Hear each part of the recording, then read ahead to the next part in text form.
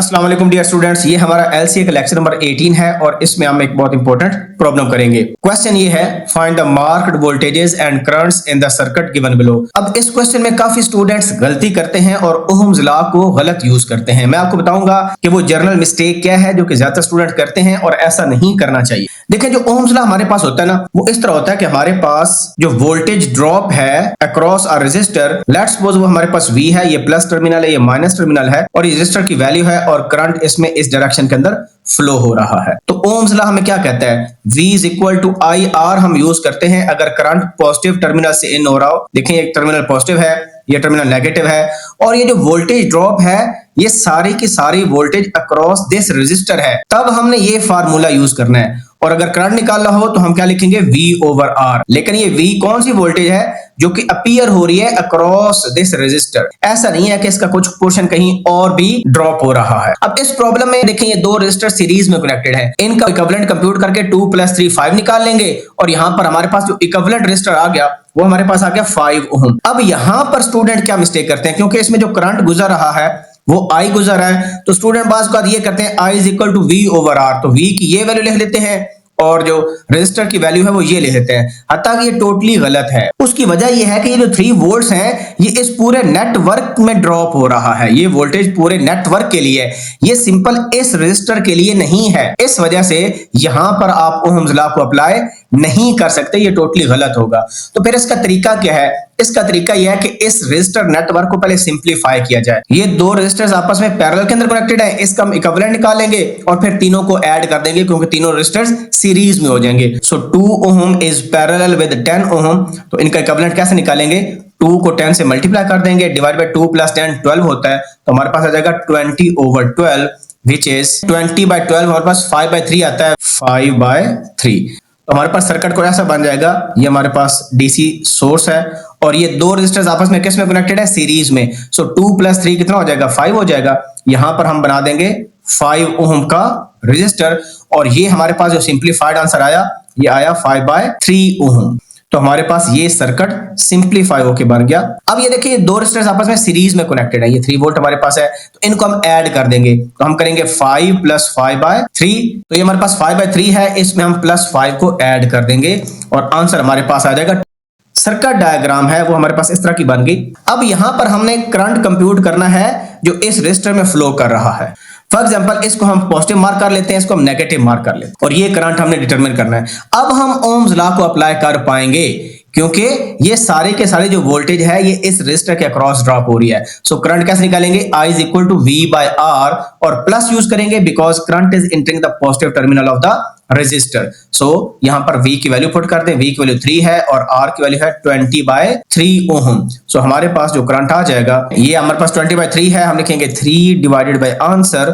सो हमारे पास वैल्यू आ जाएगी 9/20। इसको हम फ्रैक्शन में कन्वर्ट अगर करें तो हमारे पास 0.45 एम्पियर आती है। सो तो हमारे पास करंट जो आ गया 0.45 एम्पियर। ये हमारे पास I की वैल्यू आ गई। अगर हम मेन सर्किट डायग्राम में देखें तो ये जो करंट I है ये हमने कंप्यूट कर लिया। यहां पर जो करंट फ्लो हो रहा है that is 0.45 ampere. Next part में हमने V1 और V2 कंप्यूट करना है। तो पहले तो हम ये चेक करेंगे कि 5 ओम में कितना वोल्टेज ड्रॉप होगा और 5/3 में कितना होगा। तो ये जो देखें, टोटल हमारे पास 3 वोल्ट है ना, दो रेजिस्टर सीरीज में कनेक्टेड है, वोल्टेज डिवाइडर यूज करके हम इजीली कंप्यूट कर सकते हैं। तो जितना वोल्टेज अक्रॉस 5 ओम होगा, बाकी जो बचेगा वो 5/3 ओम के अक्रॉस अपीयर होगा। सो यहां पर पहला काम हम ये कर लेते हैं कि जो voltage drop across 5 ohm resistor है उसको कंप्यूट कर लेते हैं। तो क्योंकि दो रेजिस्टर सीरीज में कनेक्टेड है, हम क्या फार्मूला यूज करते हैं, 5 डिवाइडेड बाय दोनों रेजिस्टर्स का सम, यानी 5 + 5/3, 5 + 5/3 मल्टीप्लाई बाय इनपुट वोल्टेज, वो कितना है, 3 वोल्ट्स हमारे पास है। तो ये हमने सिंपलीफाई कर लिया जी, तो हमारे पास 9/4 आंसर आया और 9/4 को हम कन्वर्ट करें तो 2.25 वोल्ट्स बनते हैं। सो इसका मतलब है ये जो 5 ओम रेजिस्टर है इसके अक्रॉस जो वोल्टेज ड्रॉप हो रही है वो हमारे पास कितनी आ गई जी, 2.25। इसका मतलब ये हुआ कि ये जो रेजिस्टर हमारे पास 5/3 ओम का था, इसमें जो वोल्टेज ड्रॉप हो रही है वो 3 - 2.25 है।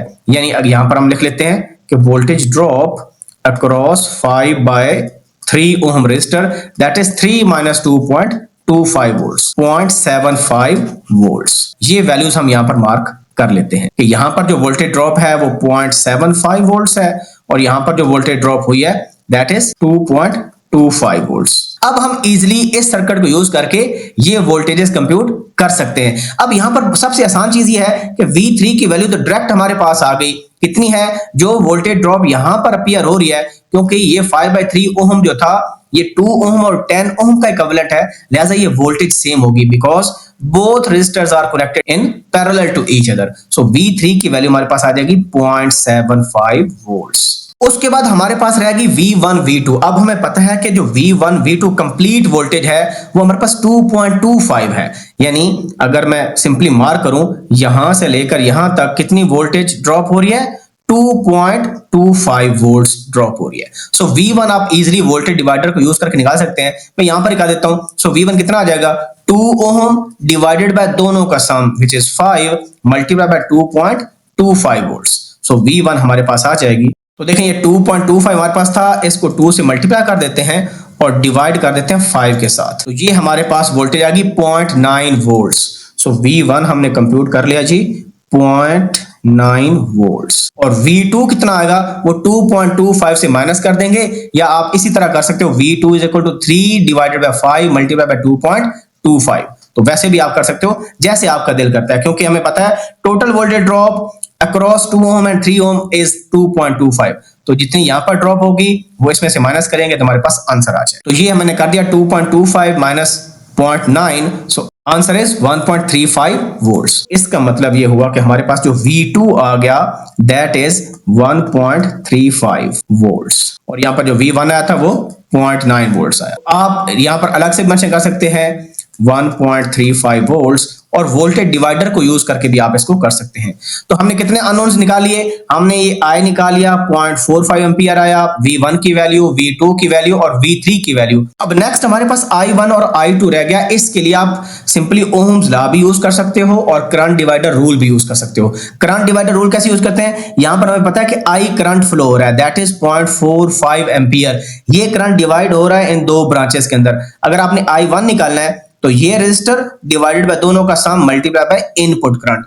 और आप ये भी कर सकते हो, आपको पता है कि ये जो 0.75 वोल्ट्स है ये ड्रॉप हो रहा है बिटवीन 2 ओम एंड 10 ओम। तो आप ओम्स लॉ को यूज करके भी I1 I2 निकाल सकते हो, दोनों तरीकों से निकाल सकते हो। तो मैं दोनों तरीके कर लेता हूं। लेट्स सपोज हम निकालते हैं यहां पर I1। So I1 is equal to 10 divided by 12 multiply by 0.45 amps. ये देखिए मैंने कैसे किया। I1 निकालना है तो जो रेजिस्टर उसके साथ पैरेलल में उसकी वैल्यू लिखेंगे ऊपर, डिवाइडेड बाय दोनों का सम मल्टीप्लाई बाय इनपुट करंट। तो ये मैंने सिंपलीफाई कर दिया, 10/12 मल्टीप्लाई बाय 0.45। हमारे पास जो आंसर आ गया 0.375 आंसर आ गया। इस I1 को कंप्यूट कर सकते हो ओम्स लॉ से भी। ओम्स लॉ से कैसे करेंगे मैं यहीं पर कर देता हूं आपके लिए। देखें I1 इज इक्वल होगा V by R। So V की क्या वैल्यू है? V की वैल्यू है 0.75 डिवाइडेड बाय R। ये R1 हमारे पास कितना है? 2 है। तो ये देखिए हमारे पास आता है 3.8 विच इज 0.375। तो दोनों तरीकों से परफेक्टली फाइन है, लेकिन आसान कौन सा है? आसान है ओम्स लॉ वाला, ठीक है। इसी तरह हम I2 भी यहां से निकाल सकते हैं। I2 is equal to V by R, क्योंकि करंट पॉजिटिव टर्मिनल से एंटर हो रहा है, दोनों करंट्स की वैल्यू पॉजिटिव आएगी। सो 0.75 डिवाइड बाय 10, तो सिंपली आपके पास 0.075 आ जाए। सारे अननोन्स हमने निकाल लिए। आप क्लियर करके अलग से यहां पर भी वैल्यूज लिख सकते हैं। यहां पर कि I1 की ये वैल्यू आई, जो I2 है वो 0.075 एम्प्स आया आपके पास, और इस तरह V1, V2, V3 और I की जो वैल्यू है वो आप अलग से सेपरेट करके लिख सकते हो। फिर भी अगर आपको कोई जेन्युइन क्यूरी हो please ask in the comment section. अल्लाह हाफिज़।